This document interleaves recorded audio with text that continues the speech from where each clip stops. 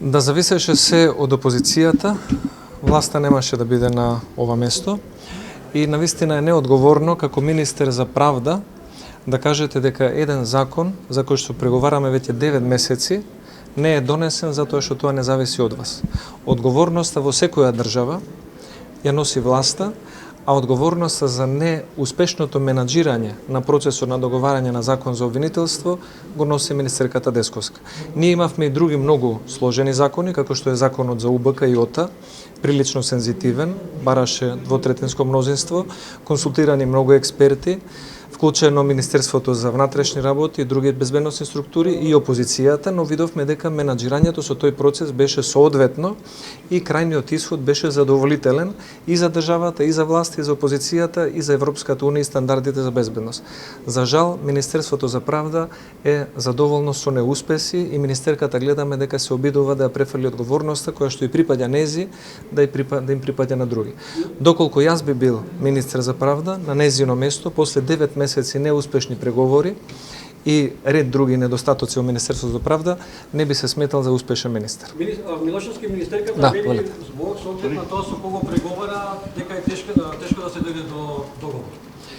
Па да ви кажам искрено, ние навистина се зачудивме како лесно дошле до предлог закон СДСМ и ДУИ, имајќи ги во предвид кривичните пријави кои што премиерот Заев ги најави за многу високи истакнати членови на ДУИ, но гледаме дека лесно се договориле така што тој изговор не би го прифатиле. Во кои делови сте подготвени да постигнете консензус? Во оние делови каде што имате огромни разлики?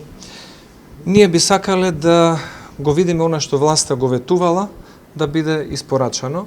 Еден од клучните проекти кој што се однесуваше на оваа област беше изјавата на мандатарот Зоран Заев дека обвинителството ќе биде институција во која што ќе се враќа заедничката доверба, а 2 години после неговиот мандат како премиер дека ќе дозволи опозицијата да биде вклучена во процесот на избор на главен обвинител.